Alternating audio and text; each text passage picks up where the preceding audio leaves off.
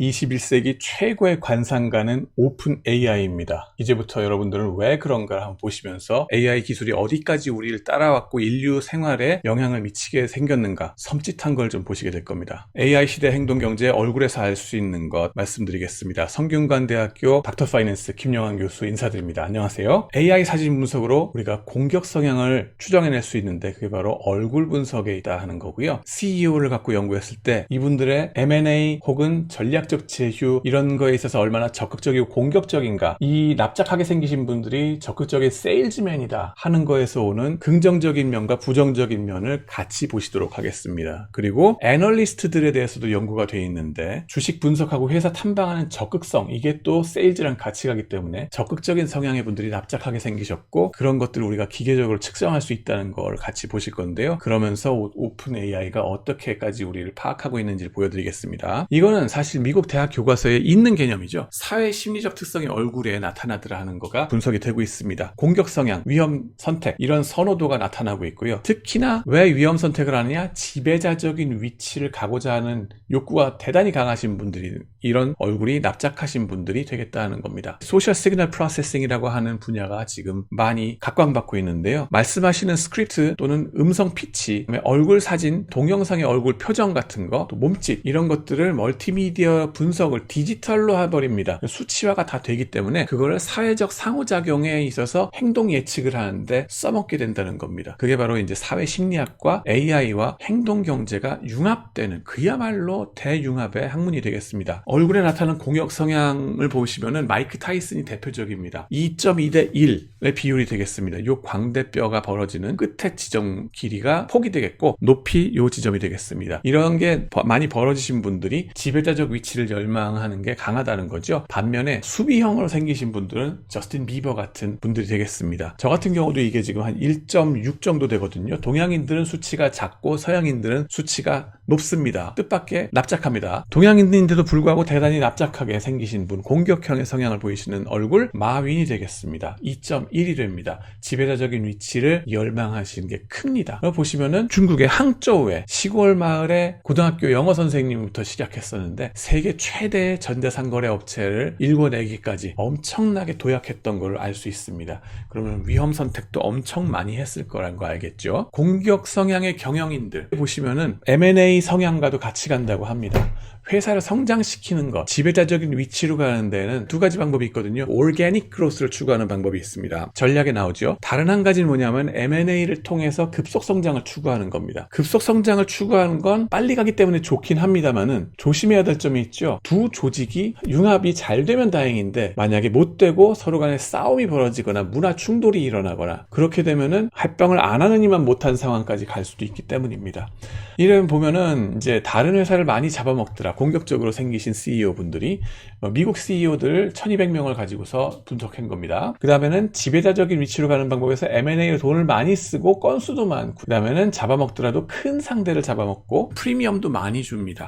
근데 이랬을 때 주주들의 반응은 부정적이더라. 주가가 좀 떨어지더라 하는 겁니다. 왜냐하면 그런 아까 말씀드린 리스크가 크기 때문에, 조직이 융화가 잘 될까 아닐까 모르기 때문에. 이거를 저희들은 AI 사진 분석을 하는 기술을 갖다 집어넣게 됐습니다. 이번에는. 그 전에는 마우스 클릭을 손으로 해가지고 이게 가로 세로 폭과 높이 비율을 계산해가지고 나눗셈을 했거든요. AI로 하는 거는 얼굴 인식 기술에서 파생을 시켜버린 거죠. 얼굴 사진을 집어넣기만 하면 68개의 랜드마크가 자동적으로 파악이 되거든요. 그 주소가 다 있으니까 이제는 그 좌표 찍고서 거리 계산에 비율 계산만 하면은 100분의 1초도 안 돼가지고 사진 하나당 하나씩 따다닥 나옵니다. 같은 사진 집어넣으면은 1000번을 집어넣으면 1000번 같은 숫자가 나오게 됩니다. 물론 사진을 혹시라도 이지러뜨린 건 어떡하느냐, 넓혔으면 어떡하느냐 이러실 수 있습니다. 그렇기 때문에 저희들은 같은 CEO라 하더라도 대체되는 사진들 있잖아요. 그것들의 평균을 집어넣는 식으로 극복을 했습니다. 한계를. 저희들은 이 사진 하나만 있으면은 파이썬 코드 이걸 쓰시면은 바로바로 측정이 돼가지고 얼마나 공격 성향의 얼굴인지가 파악이 됩니다. 공짜로 저희들 코드가 제공되니까 제 웹사이트에서 받아가시면 됩니다. 보시면 기존의 연구에서 의하면은 보다 더 공격적으로 생기신 CEO 분들이 더 단기적인 회계 실적이 좋더라. Return on Asset이 더 높게 나온다는 게 이미 밝혀졌습니다. 이것이 긍정적인 면만 있는 게 아니라 부정적인 면도 있다 그랬죠. 너무 급속도로 단기 실적 추구를 하다 보니까는 안 좋은 점은 뭐냐? 분식 회계로 적발될 확률 또한 높더라 하는 게 이미 탑저널에 퍼블리시가 됐습니다. 저희들이 이제 또다시 저 한국 CEO들을 가지고 발견한 건 뭐냐 하면은 한국 CEO들 중에서도 공격적으로 생기신 분들이 보다 더 횡령이나 사기 등의 혐의로 피소될 확률이 높더라 하는 게 발견됐습니다. 그러나 견제와 균형의 메커니즘이 강한, 즉 지배구조가 강건하거나 ESG 스코어가 높은 회사들에 대해서는 이러한 현상이 없더라 하는 게 밝혀졌습니다. 박준호 교수님, 신호종 교수님하고 같이 제가 연구한 거고요. 관건은 그들의 공격적으로 생기신 CEO분들의 거친 생각과 불안한 눈빛과 이것을 그 폭발적인 에너지를 어떻게 제어하느냐, harnessing 하는 게 중요하다는 거죠. 강한 지배구조가 필요하다 하는 거를 보시겠습니다. 그 다음에는 사례로 보여드리면은요, 카카오가 있습니다. 네이버와 카카오는 좋은 대조가 되죠. 창업자분들의 스타일이 경영 전반에 걸쳐 나타나죠. 누가 더 공격적이신지 이제는 아실 겁니다. 김범수 의장 아주 공격적이신 분이고, 이혜진 의장님 아주 수비적이신 분이세요. 예술가적인 고집이 강하신 것 같다라고 보시면 되겠고, 내가 왕이 될 상인가? 라고 물어보신다면은 이걸 가지고는 왕이 되는지 아닌지 알 수 없습니다. 하지만 왕이 되기 위해 가는 방법, 그 스타일, 급속도로 빨리 왕이 되실래요? 아니면 천천히 돼서 왕이 되실래요? 하는 그 스타일의 차이는 얼굴에 나온다 하는 거를 볼 수 있습니다. 네이버 같은 경우 대비 카카오는 계열사 수 되게 많고 성장 추구하는 게 항상 M&A를 통해서 성장 추구를 해왔죠. 반면 네이버는 오르게닉 그로스, 내부 조직에서 벤처를 출발시켜가지고 조직에 다른 트러블이 없도록 서서히 성장시켜왔던 게 있습니다. R&D, 연구, 개발 투자가 얼만큼 되는가 극명한 대조가 됩니다. 카카오는 세일즈, 마케팅에 강하신 분들이에요. 사람들 잘 만나고 돌아다니세요. 그렇기 때문에 R&D에 치중하기보다는 마케팅 쪽인 세일즈 쪽에 치중을 하시는 게 눈에 보입니다. R&D 비중 네이버의 절반 정도밖에 안 됩니다. 세일즈의 몇 %인가 하는 건데, 네이버는 반면에 보다 더 예술가적인 고집이 강하신 창업자의 스타일이 나타나는 것 같습니다. 카카오에서 이번에 지난해와 올해에 걸쳐서 나타났던 그 단적인 사례가 뭐냐? SM을 잡아먹었던 겁니다. 근데 너무 급속하게 카카오 엔터테인먼트를 성장시키려고 했던 거였는지 검찰 송치까지 당하시는 그런 일이 벌어졌죠. 너무 급속한 성장을 추구하신 게 아닌가, 좀 무리수를 두시는 성향이 있지 않았나 하는 아쉬움이 좀 있습니다. 근데 두 번째 사례는 좀 긍정적인 걸 좀 보여드릴게요. 마이크로소프트와 블리자드의 M&A가 되겠습니다. 블리자드라고 하는 회사는 여러분들이 아시죠? 스타크래프트와 캔디 크러쉬 사가 혹은 오버워치, 워크래프트 이런 것들 다 해보셨을 겁니다. 근데 이 회사를 왜 89조 원씩이나 주면서 현금으로 박아가면서 빨리 잡아먹었느냐? 아니, 지금 애저에서 급속 성장을 추구하다 보니까 메타버스 쪽으로 빨리 가고 싶고 클라우드 서비스 기반의 게임 산업으로 진출해야 되겠다 하니까는 잡아먹은 겁니다. 자, 그러면 여기서 두 CEO들의 공격 성향, 누가 더 공격적일까요? 잡혀 맥힌 회사 바비 콜틱의 CEO, 이렇게 두 번째로 잡아먹으신 분 사티아 나델라, 누가 더 공격형의 얼굴이실까요? 바비 콜틱도 상당히 공격적입니다. 2.0 연봉이 2020년에 6천억 원 넘게 1년에 그냥 자기 수입으로 벌어들이셨어요.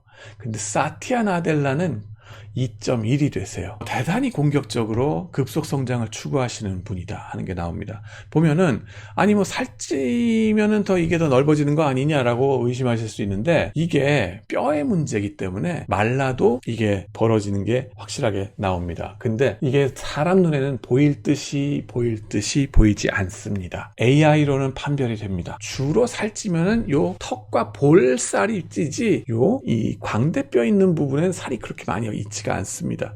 그래서 많이 벌어지진 않고요. 잉글리시 프리미어 리그 축구 선수들을 가지고 분석한 걸 보면은 광대뼈가 벌어지신 분들이 보다 더 레드카드를 받고 퇴장을 많이 당한다고 합니다. 폭행의 시비에 휘말려 가지고 경기장에서 쫓겨나는 경우들이 많다 그러는데, 왜 그러냐 하면은 아까 말씀드린 것처럼 우리 조직, 우리 팀의 승리를 위해서 너무나 단기적으로라도 급하게 뭔가를 추구하시다 보니까 좀 무리수를 두다가 폭행을 하시는 경우들까지 있다는 거예요. 그래서 해서 쫓겨나는 경우들도 있다고 하는데, 그때의 이제 잉글리시 프리미어 리그 축구 선수들 데이터를 보면은 바디 마스 인덱스 BMI 있죠. 비만 지수 숫자가 다 나옵니다. 그 데이터가 있기 때문에 살찌신 정도를 다 컨트롤하고 통제한 다음에도 공격형으로 생기신 것이 더 레드 카드를 프리딕트를 하더라 하는 거가 나온 거예요. 이게 살찐 것만의 문제가 아니라 골격의 문제다. 공격적으로 나오시는 분들이 그럼에도 불구하고 왜 각광을 받는가에 대해서는, 왜 이런 분들이 CEO 자리에 가도록 사람들이 양보해 주는가, 이런 분들이 더 자기 자신을 희생해 가면서 자기 돈 박아가면서 내 회사, 내 조직, 내 학교의 영광을 위해서 희생한다는 겁니다. 세인트 앤드루스 대학 학생들 대상으로 실험한 걸 보면은 5명 단위로 모아놓고 각자 $5씩 줄 테니까는 이 실험 5분 정도 시간 줄 테니까 이때에 우리 각자 팀에 얼만큼 모이는지 한번 처음에 주어줬어요. 일정 시간 후에 니네가 객출하지 않고 그냥 주머니 속에 갖고 있으면은 그 중에 1파운드를 냈다 그러면 나머지 4파운드 그건 그냥 in my pocket 니네 집에 갖고 가도 돼. 그런 상황으로 딱 주어졌을 때는 이런 이제 공격형으로 생기신 분들이 in my pocket을 많이 한답니다. 반면에 게임을 딱 주면서 처음에 디렉션을 줄 때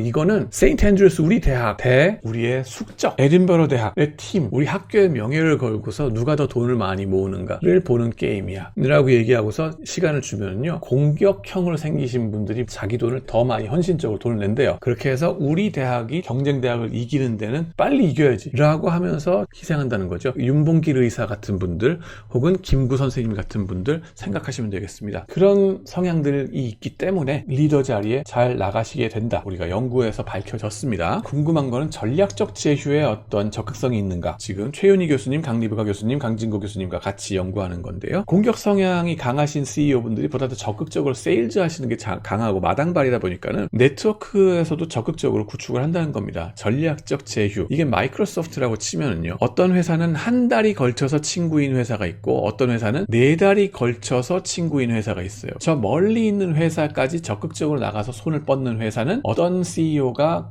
경영하느냐, 보다 더 공격적으로 생기신 분들이 공격적으로 나가서 손을 뻗고 전략적 제휴를 맺더라 하는 겁니다. 이게 바로 사티아 나델라가 오픈 AI에 13조 원 이상 투자를 한 거죠. 지분 확보하고 지금까지 손을 뻗어왔던 거라고 보시면 되겠습니다. 일관성이 있죠. 최근 들어서 내부 반란이 일어나가지고 샘 알트만하고 그레그하고를 쫓아냈다가 다시 4일 후에 돌아와 해가지고 도로 들어온 그런 기환이 있었죠. 근데 도대체 왜, 무슨 일 때문에, 얘기를 들리는 거에 의하면은 일리아 수트케버하고 갈등이 있었던 이게 뭐냐면은 이분은 박사를 하신 분인데 토론토 대학에서 오픈 AI의 기술 어디까지 발전해도 되느냐에 대한 얘기들이 많이 있었던 것 같습니다. 결국 이 난리통의 최대 승자는 마이크로소프트라는 얘기가 나왔죠. 그와 같이 애당초에 전략적 제휴를 많이 했던 덕분에 지금 이득을 보는, 다시 이 인류를 위협하는 AI 기술 걱정, 저는 자세히 모릅니다. 전 전문가가 그쪽은 아니기 때문에. AGI 혹은 Q-Star 알고리즘, 사람이 컨트롤하는 걸 넘어서서 AI가 스스로 추론해내가지고 모든 걸 새로운 이론을 만들어내는 그 정도의 경지가 된 것이 아니냐 하는 얘기까지 있습니다. 그 정도까지 가기 이전에도 지금 다른 측면에 있어서 좀 의심이 가는 게 있습니다. 그래서 제가 말씀드린 바 베스트 애널리스트의 얼굴이라는 연구가 있습니다. 중국의 애널리스트들 1200여 명의 사진을 분석해가 보니까는 보다 더 적극적인 성향의 얼굴을 가진 분들 있죠. 이 애널리스트들은 직접 탐방을 자주 가더라는 거예요. 결국은 페이스 투 페이스로 사람 만나야지 정보를 더 정확하게 캐낼 수 있거든요. 그러다 보니까는 이런 분들이 정보가 빠르고 EPS나 주당 순이익 추정을 보다 정확하게 하더라는 연구가 나왔고요. 그리고 이런 성향들이 보다 더 작은 증권사에서 일할 때 더 이런 성향이 강하게 발현되더라 하는 게 밝혀졌습니다. 달이한테 물어봤습니다. EPS를 가장 정확하게 예측하는 애널리스트들의 얼굴을 그려주세요. 이렇게 나옵니다. 가장 부정확하게 예측하는 애널리스트들의 얼굴을 그렸죠. 이렇게 나왔습니다. AI는 알고 있다. 프로파일링이 되는 거죠. 베스트 애널리스트와 월스트 애널리스트를 AI는 구분해낸다. 여러분들이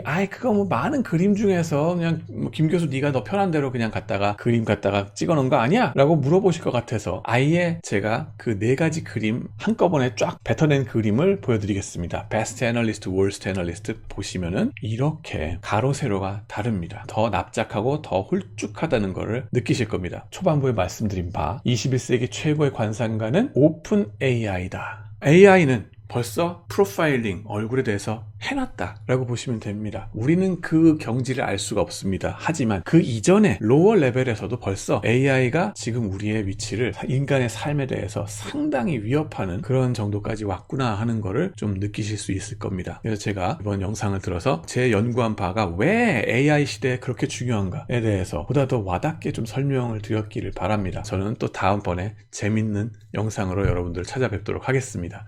여러분 시청해 주셔서 감사합니다.